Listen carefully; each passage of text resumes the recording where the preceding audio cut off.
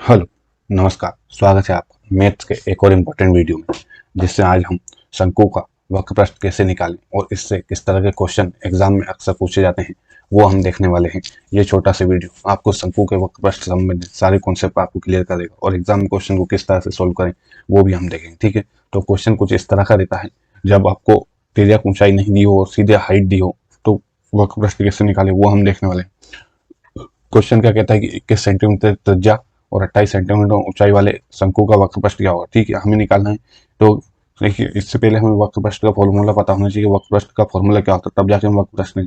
तो जब भी शंकु में पूछे वक्र प्रश्न तो क्या होगा, वो होता है पाई आर एल। शंकु का वक्र प्रश्न होता है पाई आर एल।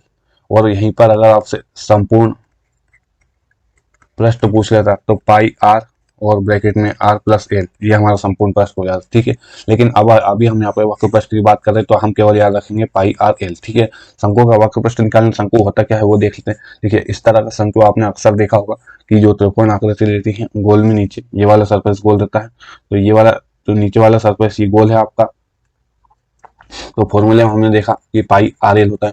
तो यानी कि ये जो त्रिज्या है, ये वाली त्रिज्या होगी इसकी आर, और एल है, एल क्या होती है, एल ये वाली हाइट होती है, यानी कि जो तिर्यक ऊंचाई बोलते हैं जिसको, एल इज इक्वल टू तिर्यक ऊंचाई होती है आपकी। ठीक है, इसी तरह एक ये वाली हाइट होती है जो मेन हाइट होती है। ठीक है, अभी हमें क्वेश्चन में क्या दी है, 21 सेंटीमीटर त्रिज्या यानी कि आर की वैल्यू दी है, आर इज इक्वल टू 21 दिया। इसी तरह एच की वैल्यू 28 सेंटीमीटर ऊंचाई यानी कि एच इज इक्वल टू हमें दिया 28। हमें क्या निकालना है, वक्र प्रश्न। वक्र प्रश्न निकालने के लिए हमें सबसे पहले क्या निकालना होगा, हमें निकालना होगा उसकी लेंथ, यानी कि जो तिर्यक ऊंचाई वो निकालनी हो। अब तिर्यक ऊंचाई किस तरह से निकालें, देखिए तिर्यक ऊंचाई निकालने के लिए हमें क्या करना होगा, हमें एल निकालना। क्या ये लाइन सीधी है, यानी कि ये यहाँ पर 90 डिग्री का एंगल बना, 90 डिग्री का एंगल बना रही है, तो क्या यहाँ से मैं पाइथागोरस थ्योरम लगा सकता हूँ। पाइथागोरस थ्योरम क्या कहती है, पाइथागोरस थ्योरम क्या कहती है कि कर्ण का स्क्वायर बराबर होता है किसके, लंब के स्क्वायर प्लस आधार के स्क्वायर के। ठीक है, यहाँ से कर्ण का स्क्वायर यानी कि ये वाला कर्ण हो जाएगा।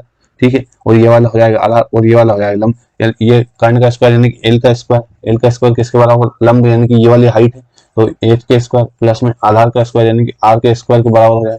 यहाँ से एल स्क्वायर बराबर में क्या हो जाएगा आपका, एल स्क्वायर बराबर में ये हो जाएगा एच का स्क्वायर यानी कि 28 का स्क्वायर प्लस में आर का स्क्वायर यानी कि ये हो जाएगा 21 का स्क्वायर। यहाँ से मैं 28 का स्क्वायर हम निकालेंगे, तो 28 का स्क्वायर अगर आप देखें निकालेंगे तो वो हो जाएगा 784। अब होता कैसे ये हम देखेंगे। इसी तरह 21 का स्क्वायर हो जाएगा 441 और ये हो जाएगा एल स्क्वायर। यहाँ से एल स्क्वायर बराबर इनको जोड़ेंगे, 4 और 1 5 है ना, 8 और 4 12, फिर 7 और 4 11 और 1 12, यानी कि एल स्क्वायर बराबर क्या हो गया, एल स्क्वायर बराबर हो गया हमारा 1225, यानी कि एल बराबर क्या हो जाएगा, अंडर रूट में 1225। 1225 किसका स्क्वायर होता है, ये होता है 35 का। कैसे होता है, देखिए स्क्वायर निकालने की सिंपल सी ट्रिक है। देखिए यहाँ पे हमें 28 का निकालना था, तो ये 28 लिखेंगे। 28 यानी कि ये 8, इसको दो पार्ट में डिवाइड कर देंगे, 2 और 28 का स्क्वायर क्या होता है, 8 का स्क्वायर होता है यहाँ पर 64। ठीक है, यहाँ पर 2 का क्या होता है 4, तो यहाँ लिख देंगे 0 4। ठीक है, अब ये जो दो संख्या जैसे यहाँ 28 है तो ये 2 और 8, इन दोनों का गुणा करेंगे, 2 और 8 का गुण कितना करेंगे तो कितना हो जाएगा 16। 16 का डबल करें, डबल कर देंगे कितना हो जाएगा 32।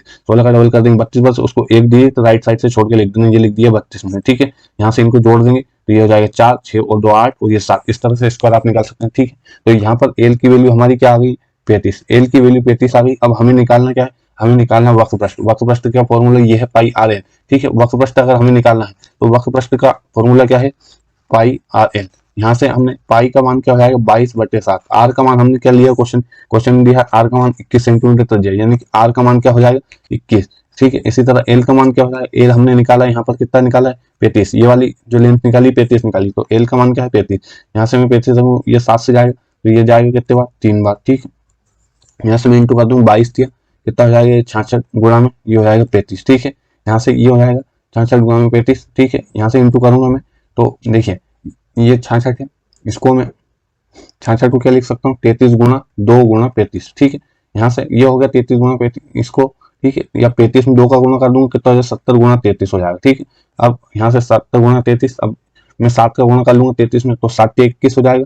ठीक है, 7 21 फिर 7 21 और 2 23 और 0 का 0 यानी कि 2310 हमारा आंसर हो जाएगा ऑप्शन नंबर सेकंड। तो ये था आज का बहुत ही इंपॉर्टेंट क्वेश्चन जिसमें हमने शंकु का वक्र प्रश्न कैसे निकाले वो देखा। ठीक है, मिलेंगे बहुत ही जल्दी नेक्स्ट वीडियो में, तब तक के लिए धन्यवाद और ऐसे ही क्वेश्चन पढ़ते रहिए और सीखते रहिए। ठीक, बहुत बहुत धन्यवाद, थैंक यू।